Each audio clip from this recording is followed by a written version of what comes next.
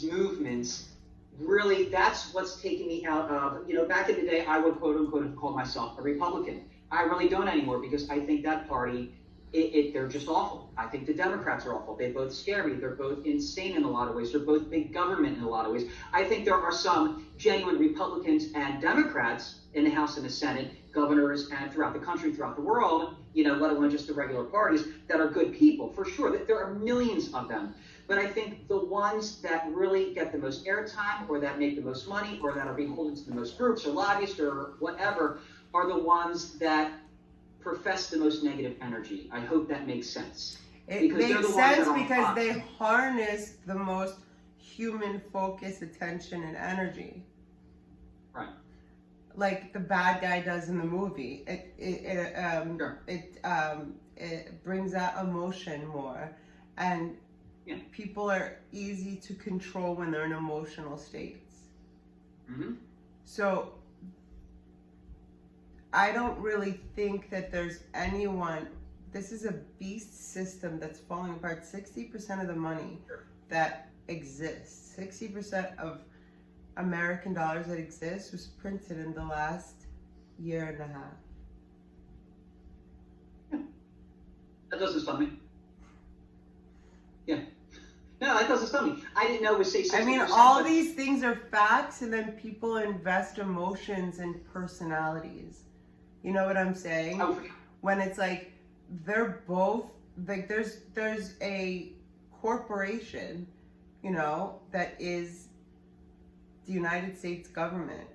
And as long as there is a acquiescence, then they retain power.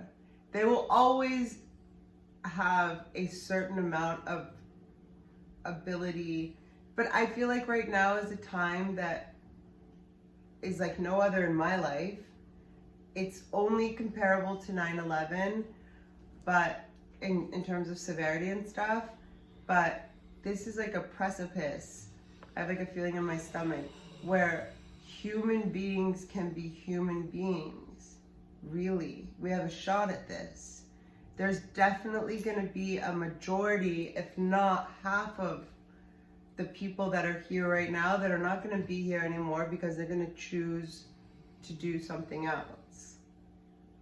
What happens? I don't know. I think there's a spiritual war on one side and then what's happening here, but none of it has to do with celebrities or politicians or anything like that. Yes, negative people. Game of Thrones? Did you ever see that show? No. Okay, so it's just basically concepts remind me of that, like how they have this sort of like very high, affluent, and unapologetically abusive financially with the majority's wealth, right? And they just kind of stave them off until it's like they slowly put these, sort of in segments, they put out these things to make people react. The thing is now there's things like Facebook that use psychological studies, proven ways to increase and decrease dopamine, keep users on. They have targeted areas where it's been this is not the fake 60 Minutes whistleblower, but they'll go to prominently black areas and put more and more negative sort of things that are known to increase adrenaline. And then, oh, what do you know, protests are just in this area. You know what I mean? Different ads will come up. They completely manipulate the psyche so much at this point that even people like me, I know I'm manipulated to a certain degree, as much as I try to be actively not succumb to it. They put elf waves in most speakers, stuff like that, I say to myself constantly mantras, backup mantras, I have dominion over myself, things like that. But most people are not aware. They never think about this.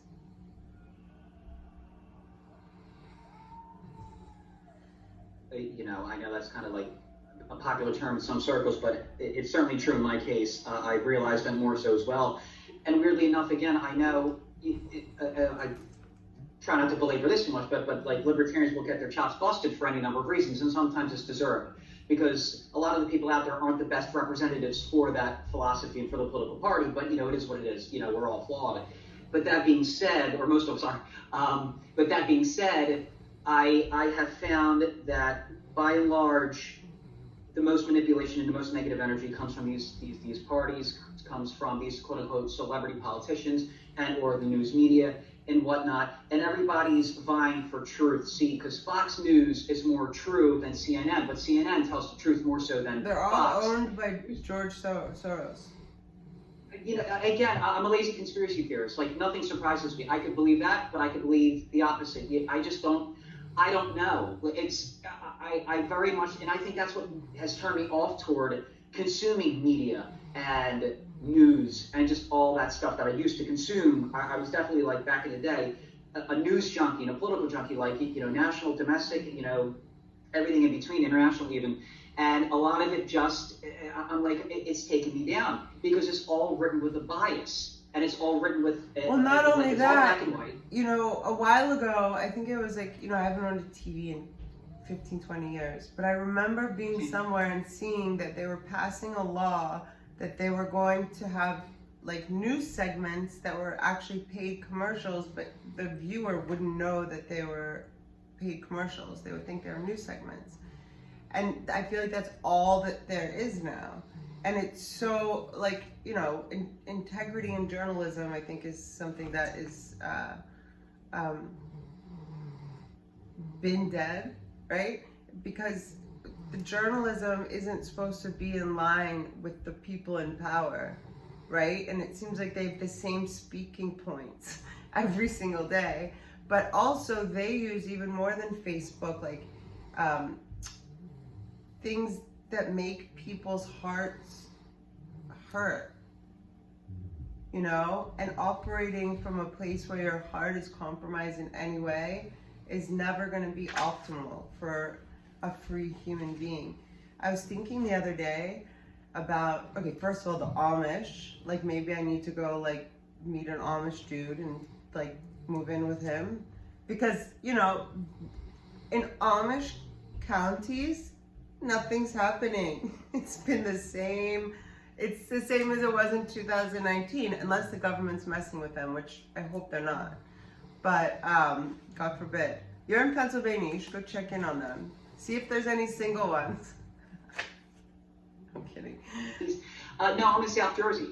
I thought you said yes to Philly. I knew it was Jersey or. Yeah, I'm close to Philly. Yeah, about 25 minutes out. Yeah. Okay, well you're still close enough to check in on some Amish. So I was thinking, if like in Amish communities or just anybody that doesn't watch the news, like this is not happening. You know what I mean? Like the degree, perception is always an interesting thing to me, and I'm like working on healing my brain with stuff like that. So, for example, today, and I feel I'm a little still worked up, I went to a supermarket for the first time in 3 months, like a public supermarket. I'm very lucky. I have a neighbor that goes to the market for me. I give him money and stuff, but my food card. But so I went today, and like I get anxiety. Like I got home and like I gave the dog treats and they wanted more, and I was like, I don't have anything more for you. I felt like I was what's the word? I felt like I was trained. I was like, it was a joke, but I like it. Like just, I think you understand a little bit. You call yourself an empath. My friend Sloan told me I was an empath, and the way that she defined an empath is that a true empathic human person, soul, comes to this planet to take on other people's shit, their drama, their trauma, their bad behavior, their spiritual grossness, and literally transmute it through their bodies, whether it be through, however that, like for me, I think I probably do it through yoga, through meditation, through some of the experiences that I've been through, and transmute the energy into positive. And like, it's not a fun or easy life. She's like, a lot of people feel things and they're sensitive. She's like, I just see so many people on the internet now. I'm an empath, I'm an empath, I'm an empath.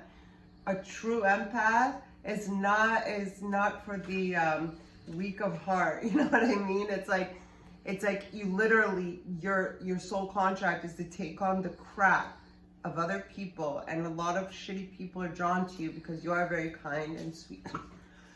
Excuse me. It's cannabis, not COVID. You are very kind and sweet, and you can feel when people need help, and you always are like gonna want your soul. This is any empathic soul is gonna want to be of service or to help, but it's literally, you know, a life of having mostly people that have to work out their samskaras, like their impressions, like their shitty karma on you.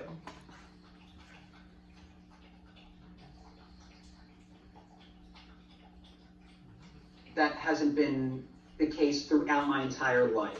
I've been through periods with people like that around, for sure. But by and large, if you can add a caveat to that, I would say like an empath that is conscious and aware of how vital the law of attraction is, in that, sure, empaths definitely have the tendency to attract opposites and or people that are looking to be healed through them potentially. But at the same time, you also get back what you put out. And that is a big thing, you know, with LOA, of course. And I've been lucky enough to not have that be a consistent, you know, consistent part of my life throughout it, that I haven't always attracted that. And lately especially, I mean, just as I'm accessing the energy I've been accessing through my meditations and sensual transmutation sessions myself and whatnot, I realize especially that, you know, if this makes sense, I kind of almost see it, you know, tying in for me to my lack of, I guess, you know, obviously, well, people know by now, and if your audience has paid attention to our podcast and my podcast for sure, my lack of sex, being a virgin, being somebody who's just always been more conservative in that regard. Your lack of sex with another person. I'm sorry? Your lack of sex with another person. For sure, exactly, because I think in a lot of ways, because I'm a blank slate, and because I this hopefully doesn't sound too corny, but I may potentially, I don't know for sure, have a healing power within me in regards of that, where the person that I'm with more than likely isn't going to be another virgin, and that's fine. Like I wouldn't expect that, but it's something that I could potentially heal that person through my energy as well. And I'm listening. I think that intimacy, sex, all that stuff is meant to be healing for both people anyway. You know, sure. As a standalone thing. Like Osho is a really important teacher of mine. He's in heaven, but you know about him? Good. He said that, I don't remember if he says sex. He has a funny lisp. He says S is really funny. Sex is the highest form of meditation. But he says sexual relations are the highest form of meditation. You know, he talks about everything material being so that people can experience the feeling that's parallel to the feeling of love. That's why he would wear Rolexes and stuff. He had Bentleys. But he was trying to deprogram people's minds back in the 70s. The government messed with him a lot.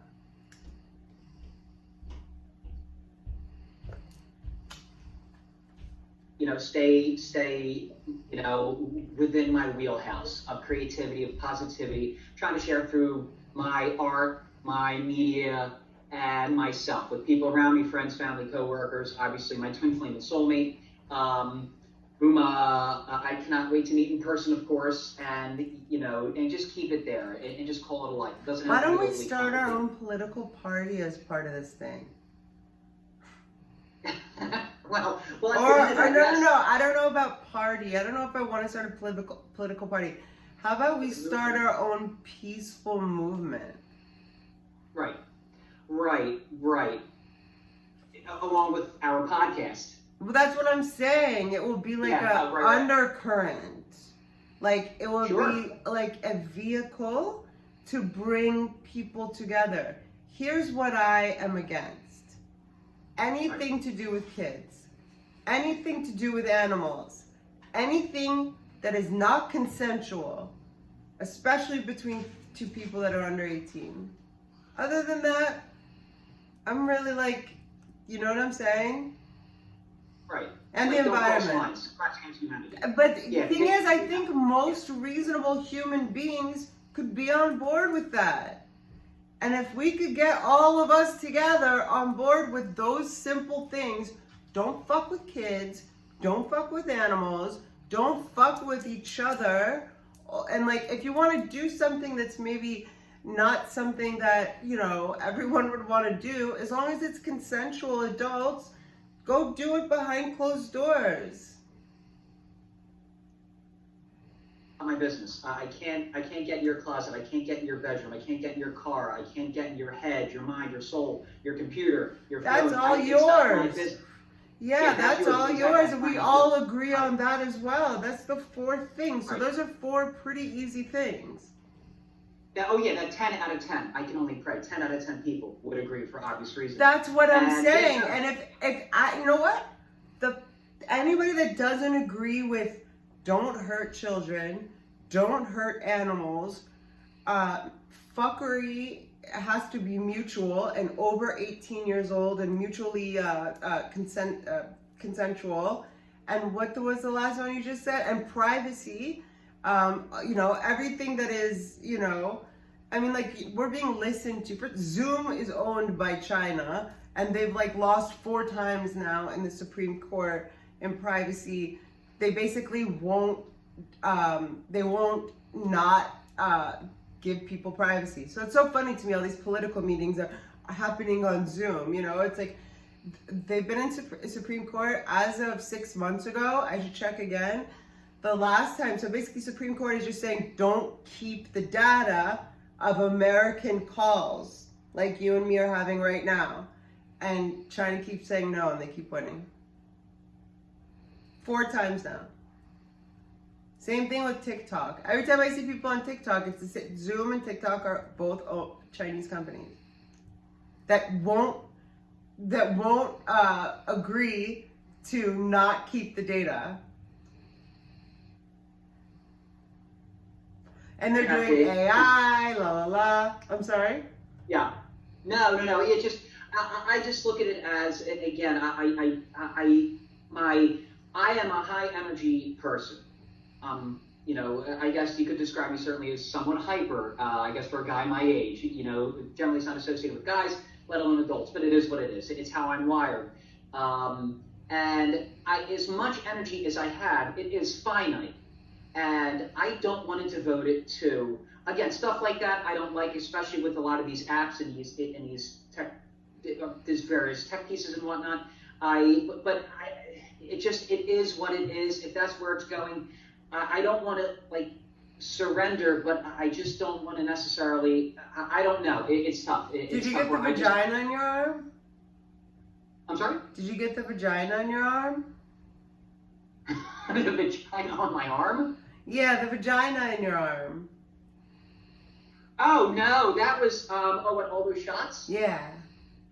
Oh no, I don't think you would either. My 4 older siblings have it. I think all those that round thing on their arms. And I think my parents the vagina had it. No, I had COVID. I have antibodies or whatever. I had it like 2 years ago. I'm saying, did you get the vagina? Also No. called something you can't say on YouTube. Did you get the vagina in your arm? Oh my, oof. Oh, there you go. And Maddie's tired. Maddie's a little tired. Yeah. You're the first person that hasn't known what I'm saying when I say that. Because you're like, but also I think subconsciously, maybe, you tell me, I could be a little stoned. Subconsciously, I think because you haven't had sex with a woman, you're like, vagina on my arm. What would the vagina on my arm be? What is she talking about? Was part of it you thinking that I was like referring to something sexual that you didn't know about? For something, but I felt like back in the day, you'll see like the scars on like, I think it was. No, did you get one in the last 2 years? No. Oh, cool. Okay, good. But I mean, not yes, good. yeah. I want anyone to do whatever they want to do. Exactly. But in terms of something you just said, like I read something and there's materials that are meant to be connected to an external server and manipulated through apps, the metals and stuff that are in the vagina. When you put it like that, God, does the mind wander? Listen, again, I'm a lazy conspiracy theorist. I can, you can probably convince me of anything, but it's just all the energy in which you engage it. That's why I kind of just disengage from everything because. And you just got a job as a manager at a gym, and they didn't make you get the vagina. I'm very happy.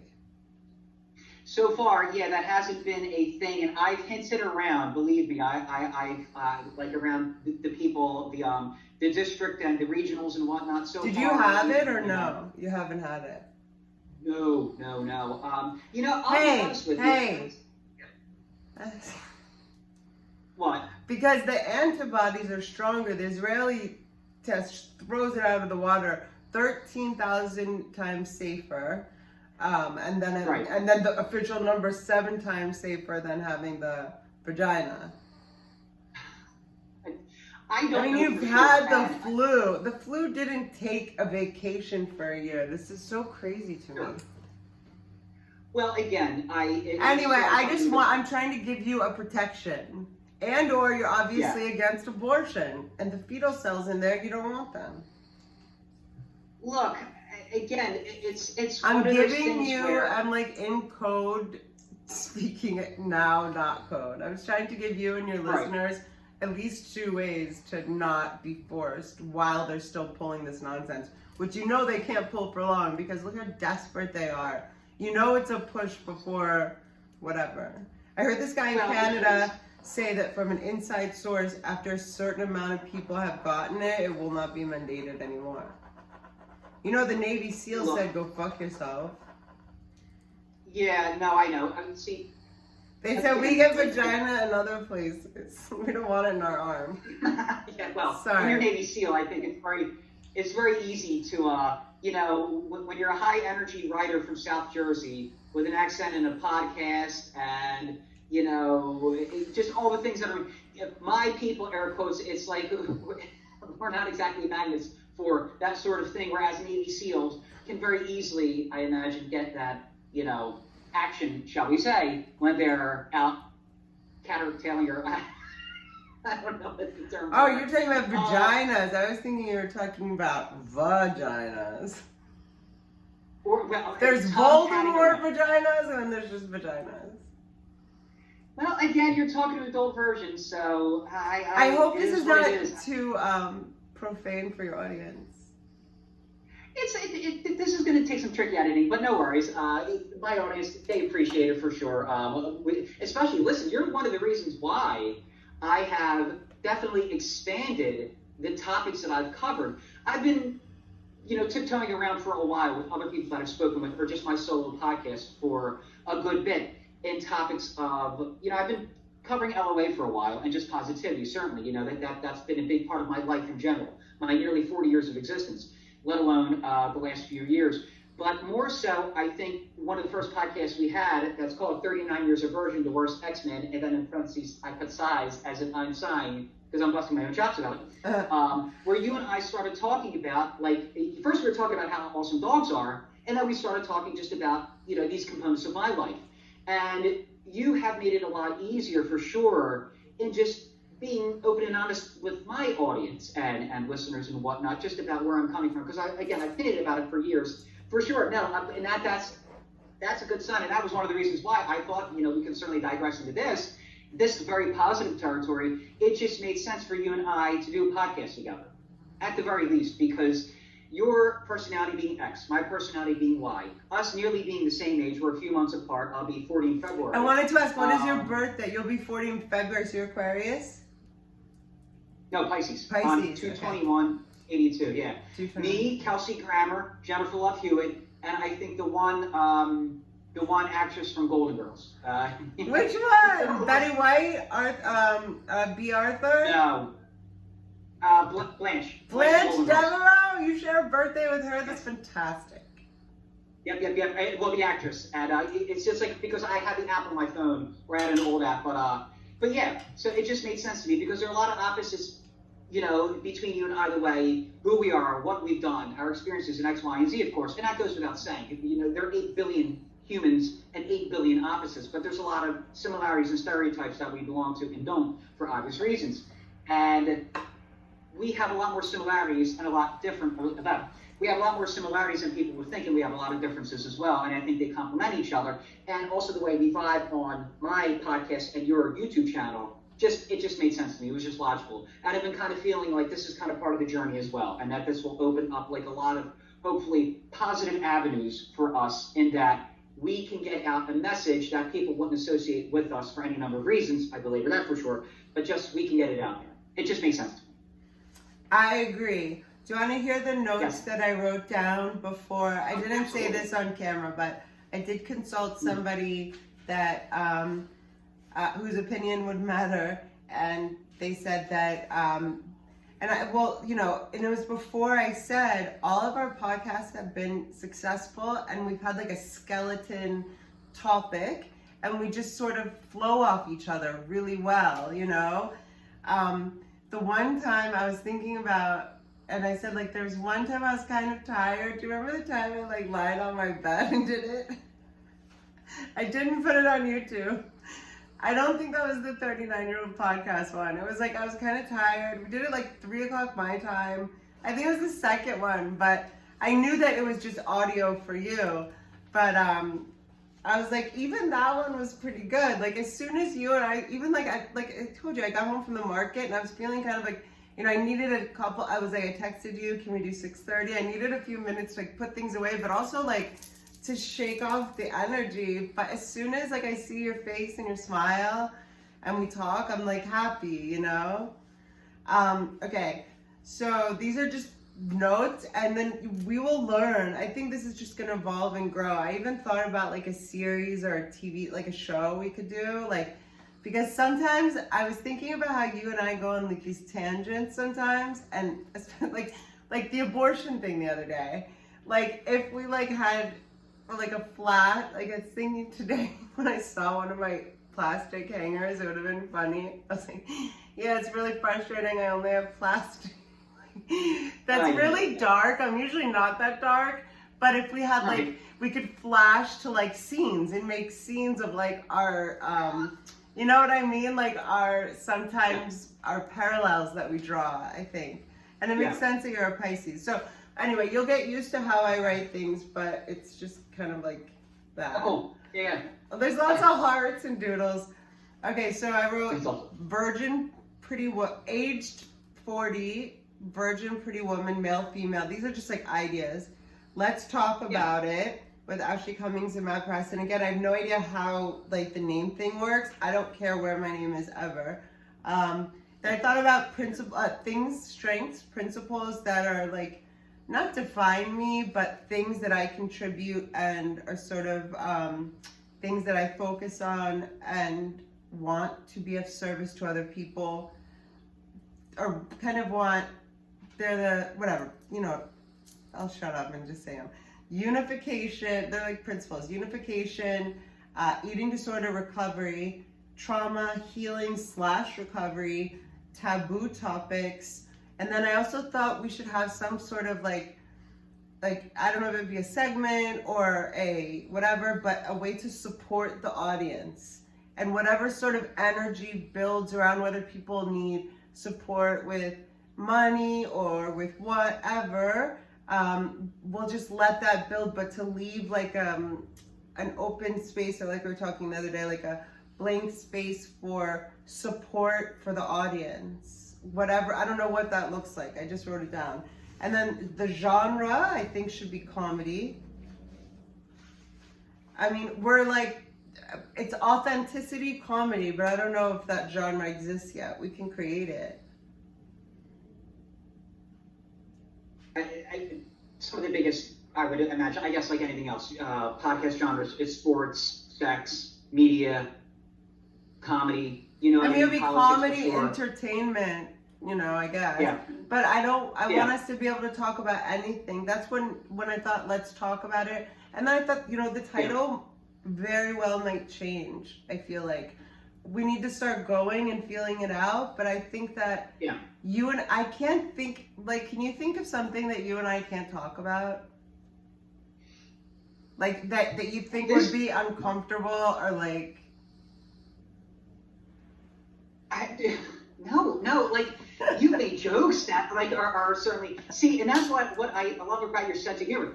I appreciate all sense of, there's some things that I don't like, but then I just don't engage. But I have a great sense of humor, and a lot of things, and I'm running a comedy series or a dramedy, so obviously comedy and humor is a big part of the series I'm writing. So that being said, I generally don't like cheesy humor or stuff that's hurtful, and that's not you. You're not cheesy or hurtful.